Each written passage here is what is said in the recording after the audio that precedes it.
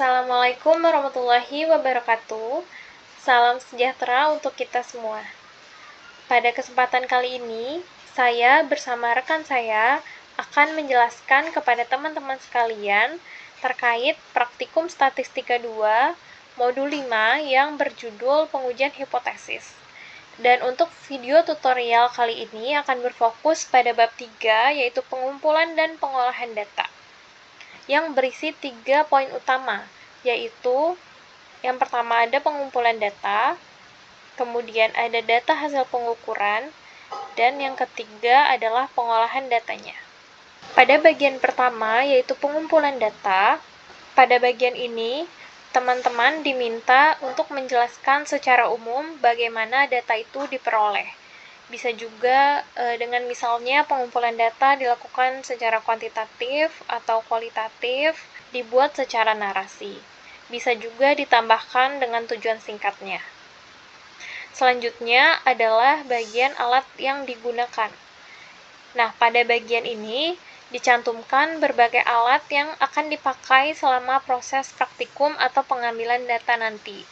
Contohnya, bisa berupa alat ukur atau nanti kita akan memakai jangka sorong, dan lain sebagainya. Kemudian terdapat bagian bahan yang digunakan. Pada bagian ini, kalian harus menjelaskan bahan atau objek apa saja yang digunakan selama praktikum berlangsung.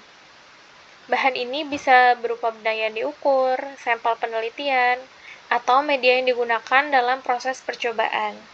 Setelah itu terdapat poin langkah-langkah.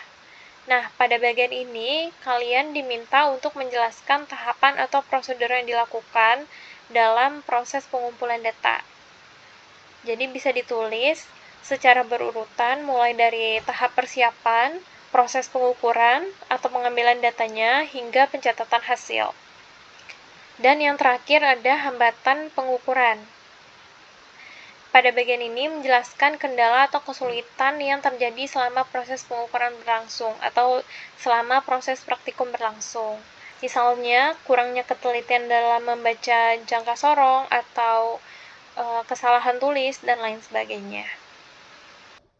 Kemudian lanjut pada poin kedua, yaitu data hasil pengukuran.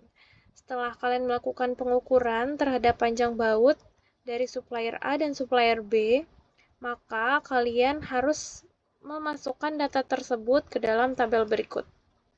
Ada tabel 3.1 untuk baut supplier A dan 3.2 untuk baut supplier B. Kemudian untuk jumlah datanya itu masing-masing kelompok akan berbeda-beda sesuai dengan ketentuan yang telah diberikan. Seperti kelompok 1 akan mengolah sebanyak 30 data, kelompok 2 sebanyak 26 data, dan seterusnya. Dan untuk jumlah data pada supplier A dan supplier B itu sama ya. Jadi jika kalian mendapatkan jumlah data 28, maka untuk supplier A dan supplier B sama-sama mengerjakan sebanyak 28 data. Kemudian di sini juga ada ketentuan untuk tingkat ketelitian, yaitu pada kelompok 1, 2, 3, 5, dan 7 menggunakan jangka sorong dengan tingkat ketelitian sebesar 2%, dan untuk kelompok 4, 6, dan 8 menggunakan jangka sorong dengan tingkat ketelitian 5%. Dan di sini juga ada ketentuan untuk ukuran baut yang akan teman-teman ukur, yaitu kelompok 1, kelompok 2, 3, 5, dan 7 menggunakan baut dengan diameter 8 mm dikali panjang 50 mm, dan untuk kelompok 4, 6, dan 8 mengukur baut dengan diameter 10 mm dikali panjang 25 mm. Untuk hasil data pengukuran itu juga diberikan narasinya. Seperti ini. Kemudian lanjut kepada poin yang ketiga, yaitu pengolahan data. Pada pengolahan data ini terdapat dua jenis. Yang pertama uji satu sampel, dan yang kedua ada uji dua sampel. Untuk yang uji satu sampel, pada poin A, yaitu panjang baut, kalian cukup mengambil pada panjang baut supplier A. Nanti kalian tinggal ambil saja datanya dari data hasil pengukuran ini. kalian masukkan ke sini. Dan jangan lupa di sum atau di total. Kemudian untuk mencari nilai xi min x bar dan xi min x bar kuadrat, teman-teman harus mencari nilai meannya terlebih dahulu. Dengan rumus F35 atau total panjang baut dibagi dengan jumlah sampel datanya, 28. Enter, lalu didapatkan nilai sebesar 10. Dan untuk nilai xi min x bar-nya sama dengan panjang baut ke I, atau misalnya pada baris pertama dikurang dengan nilai mean. Dan jangan lupa meannya dikunci 1 kali. Kemudian enter dan di copy ke bawah.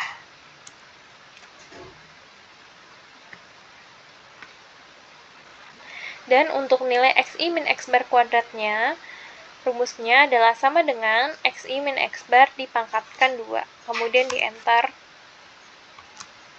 Dan jangan lupa di jumlah bawahnya, di sum dari data pertama hingga data terakhir. Kemudian lanjut mencari STDV atau standar deviasi dengan rumus sama dengan SGRT dalam kurung total dari xi min x bar kuadrat dibagi dengan dalam kurung jumlah data dikurang dengan 1. Kemudian tutup kurung 2 kali dan enter. Kemudian, jangan lupa untuk dibuat narasinya. Selanjutnya ada uji normalitas yang akan dijelaskan oleh rekan saya. Baik, selanjutnya kita masuk ke uji normalitas. Di mana uji normalitas ini adalah sebuah uji yang dilakukan dengan tujuan untuk menilai sebaran data pada sebuah kelompok atau variabel. Jadi intinya, uji normalitas ini untuk menguji apakah sebaran data tersebut berdistribusi normal atau tidak. Nah, di sini kita menggunakan rumus Shapiro-Wilk dalam uji normalitas. Oke, sekarang kita masuk ke dalam perhitungan tabel. Nah, untuk kolom pertama ini terdapat nomor. Nah, nomor ini merupakan banyaknya data yang sudah ditentukan per kelompok. Sebagai contoh, di MM datanya sebanyak 28. Oke, next sekarang kita masuk ke kolom XI. Nah, untuk yang kolom X ini, rekan-rekan mengurutkan nilai terkecil hingga nilai terbesar dari data panjang baut yang sudah rekan-rekan cari nantinya.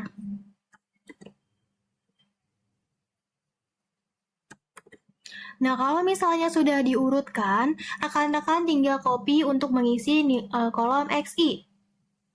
Nah, setelah itu rekan-rekan bisa mencari rata-rata atau X-bar-nya dengan menggunakan rumus average. Oke, setelah itu kita next ke kolom XI min X-bar. Untuk yang ini, rekan-rekan tinggal mengurangi hasil perhitungan sebelumnya, yaitu kolom XI dengan X-bar atau rata-ratanya. Jangan lupa rekan-rekan hitung sampai perhitungan data terakhir. Oke, next, XI min X-bar. Di sini rekan-rekan tinggal mempangkat duakan hasil kolom XI min X-bar kuadrat. Jangan lupa rekan-rekan hitung sampai perhitungan data terakhir. Setelah itu rekan-rekan sum atau rekan-rekan jumlahkan. Nah, untuk yang dijumlahkan ini merupakan hasil D, di mana D ini merupakan ukuran variasi data atau penyebut.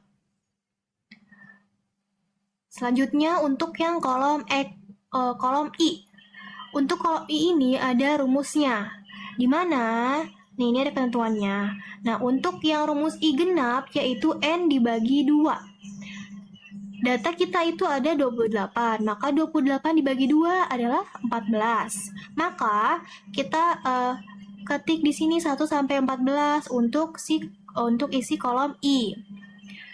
Nah, kemudian untuk yang kolom AI ini rekan-rekan dapat dari tabel Shapiro-Wilk. Nah, di sini saya sudah mempunyai tabel Shapiro-Wilk-nya. Jadi, cara bacanya adalah di sini ada N. N ini merupakan banyaknya data rekan-rekan. Sebagai contoh, N di mm ini ada 28. Maka, nih untuk nilai AI dari nomor 1 sampai 14, isinya ini yang saya tandai kuning. Dari A1 sampai A14, dari 0,4328 sampai 0,0084. Nah, setelah mengisi kolom AI, kita next ke kolom xn min i plus 1 min xi. Nah, di sini terdapat 3 kolom. Kolom pertama, ini merupakan setengahnya data atau 14 data terbesar. Cara cepatnya rekan-rekan tinggal copy aja setengah data dari yang kolom XI, setengah data, untuk mengisi kolom pertama. Kolom yang ini. Nah, setelah itu, kolom yang sampingnya ini merupakan isi kolom nilai yang terkecil hingga yang terbesar. Kalau misalnya kolom sebelumnya yaitu ini nilai terbesar ke terkecil, maka kolom yang selanjutnya ini nilai terkecil ke yang terbesar. Maka kita ambil dari kolom XI setengah datanya dari atas. Nah, setelah itu baru kita bisa menghitung kolom terakhir, yaitu tinggal mengurangi 2 tabel sebelumnya. Yaitu kolom yang ini 10,20 dikurang dengan 9,80. Jangan lupa rekan-rekan hitung sampai data terakhir. Kemudian untuk yang kolom AI xn min i plus 1 min xi. Di sini rekan-rekan tinggal mengkalikan kolom AI dengan hasil perhitungan kolom sebelumnya. Jangan lupa rekan-rekan hitung sampai data terakhir. Setelah itu jangan lupa rekan-rekan sum atau jumlahkan. Kemudian kita menghitung A per D, di mana rekan-rekan tinggal menggunakan rumus 1 dibagi hasil D atau penyebutnya ya. Kemudian untuk kolom yang sigma AI ini, rekan-rekan tinggal mengkuadratkan hasil sigma perhitungan yang kolom AI ini. Oke, setelah itu kita lanjut ke kolom T3, di mana T3 ini merupakan W hitung, yaitu rumusnya kita tinggal mengkalikan kolom A per D dengan kolom sigma AI. Setelah itu, kita bisa mencari tabel Shapiro-Wilk-nya. Kita cari di tabelnya lagi. Kita scroll. Di sini ada table 2, P value. Di sini ada N per P, di mana N-nya ini banyaknya data. Banyaknya data di sini yang ini ya, yang samping-samping sini. Banyaknya data kita ada 14 ya tadi ya, karena kan kita sudah menghitung, mencari I-nya. I kita ada 14, yaitu setengah datanya. Kemudian P atau alfanya. Alfa kita sudah ditentukan, yaitu di sini alfanya yaitu 0,05.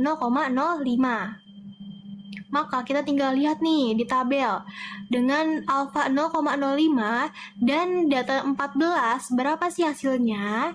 Nah, di sini hasilnya adalah 0,874. Maka untuk tabel Shapiro-Wilk-nya di sini yaitu 0,874. Nah, setelah tabel tersebut selesai kita hitung, maka kita bisa mengambil keputusan nih. Nah, dasar pengambilan keputusan di sini, jika nilai T3 lebih dari tabel Shapiro-Wilk, maka distribusi data normal. Sedangkan jika nilai T3 kurang dari tabel Shapiro-Wilk, maka distribusi data tidak normal. Oke, kita ambil kesimpulan. W hitung kita didapatkan dari hasil T3-nya yaitu 0,8886. Kemudian untuk W tabelnya yaitu 0,874. Nah, karena W hitung lebih dari W tabel, maka data berdistribusi normal. Selanjutnya, uji 2 sampel. Pada uji 2 sampel ini, kalian masukin data dari supplier A dan juga supplier B. Itu didapatkan dari data hasil pengukuran. Nah, kemudian pada setiap supplier itu kalian menentukan mean dan juga STDV-nya. Untuk mean sendiri itu adalah jumlah panjang baut dibagi banyaknya baut, yaitu dengan cara seperti ini. Nah, kemudian untuk mencari STDV-nya, itu dengan cara STDV, kemudian kalian klik panjang baut keseluruhan. Seperti ini. Nah, selanjutnya itu, begitupun juga pada supplier B, itu kalian menentukan mean dan juga STDV-nya. Untuk tiap tabel, itu jangan lupa diberi nomor tabel dan juga nama tabel. Kemudian, buat juga sumbernya dan juga narasi pada tiap supplier A dan supplier B. Nah, selanjutnya kita menghitung nilai to sample test. Nah, untuk nilai to sample test ini terdapat 3 uji hipotesis. Nah, tiap kelompok itu memiliki ketentuan masing-masing. Untuk kelompok 147 itu uji sisi kiri, kelompok 258 itu uji sisi kanan, dan kelompok 36 itu dua sisi. Untuk uji dua sisi ini terdapat HO adalah rata-rata panjang baut supplier A sama dengan supplier B. Kemudian HA adalah rata-rata panjang baut supplier A tidak sama dengan supplier B. Selanjutnya kita masuk ke perhitungan T hitung secara manual uji dua sampel dua sisi. Nah, untuk T hitung ini rumusnya adalah X bar 1 dikurang dengan X bar 2, di mana keterangannya tersebut adalah X bar 1 sama dengan rata-rata sampel 1 dan X bar 2 adalah rata-rata sampel 2, sampai dengan S2 yaitu standar deviasi 2. Nah, itu tinggal kalian masukin angkanya. Ini seperti contoh pada X bar 1 itu adalah rata-rata sampel 1, maka itu kalian ambil dari data mean dari supplier A yaitu 10,00. Nah, selanjutnya itu adalah X bar 2. Nah, X bar 2 ini kan adalah rata-rata sampel 2 ya. Maka itu kalian ambil dari tabel yang supplier B yaitu mean-nya 9,8. Nah, kalian sesuaikan lagi dengan rumus T hitungnya, maka didapatkan hasil 5,52. Nah, untuk hasil ini tuh kalian menggunakan sistem klik. Selanjutnya kita mencari alfa, di mana alfa ini tuh setiap kelompok memiliki ketentuan tingkat keyakinan masing-masing. Untuk kelompok 1 itu adalah 94%, kelompok 2 93%, kelompok 3 96%, sampai dengan kelompok 8 yaitu 91%. Nah, untuk rumus alfa sendiri itu yaitu 100% dikurang tingkat keyakinan dibagi dengan 2, maka didapatkan hasil 0,03. Nah, selanjutnya kita mencari degree of freedom atau derajat kebebasan. Nah, untuk derajat kebebasan ini yaitu dengan rumus N1 ditambah N2 dikurang 2. Nah, untuk N1 dan N2 sendiri itu adalah jumlah sampel 1 dan jumlah sampel 2. Jadi untuk sampel tiap kelompok itu berbeda-beda. Jika kelompok kalian itu ada 28, maka itu N1-nya adalah 28. Kalau misalnya N1-nya itu adalah 30, maka kalian masukin angkanya 30. Nah, hasilnya itu didapatkan 54. Ini jangan lupa menggunakan sistem klik juga ya, teman-teman. Nah, selanjutnya kita mencari T-tabel. Nah, untuk T-tabel sendiri ini menggunakan rumus TINF, buka kurung, kalian klik bagian alfa, alfa dikali dengan 2, kemudian titik koma derajat kebebasan. Itu tinggal kalian klik aja ya pakai sistem klik. Selanjutnya, kita ke perhitungan uji satu arah ke kiri. Nah, untuk uji satu arah ke kiri ini, HO adalah rata-rata panjang baut supplier A lebih besar dari supplier B. Kemudian HA adalah rata-rata panjang baut supplier A kurang dari supplier B. Untuk perhitungan T hitung secara manual uji dua sampel pada sisi kiri ini, nah itu sama seperti uji dua sisi rumusnya, tinggal kalian masukin data disesuaikan lagi dengan ketentuan kelompok masing-masing. Begitupun juga untuk mencari alfa, derajat kebebasan, dan juga T-tabelnya. Oke, selanjutnya kita masuk ke uji satu arah ke kanan. Nah, pada uji satu arah ke kanan ini, HO adalah rata-rata panjang baut supplier A kurang dari supplier B. Kemudian HA adalah rata-rata panjang baut supplier A lebih dari supplier B. Nah, untuk T hitungnya juga itu sama seperti dua sisi dan uji sisi kiri. Kalian sesuaikan lagi saja untuk rumusnya dan juga data yang kalian dapatkan. Begitupun juga mencari alfa, derajat kebebasan, dan juga T-tabel. Nah, selanjutnya kita masuk ke menggambar kurva. Untuk uji dua sisi, menggambar kurva ini, kan di sini itu adalah dua sisi. Maka yang diarsir adalah dua sisi juga, yaitu sebelah kiri dan juga sebelah kanan.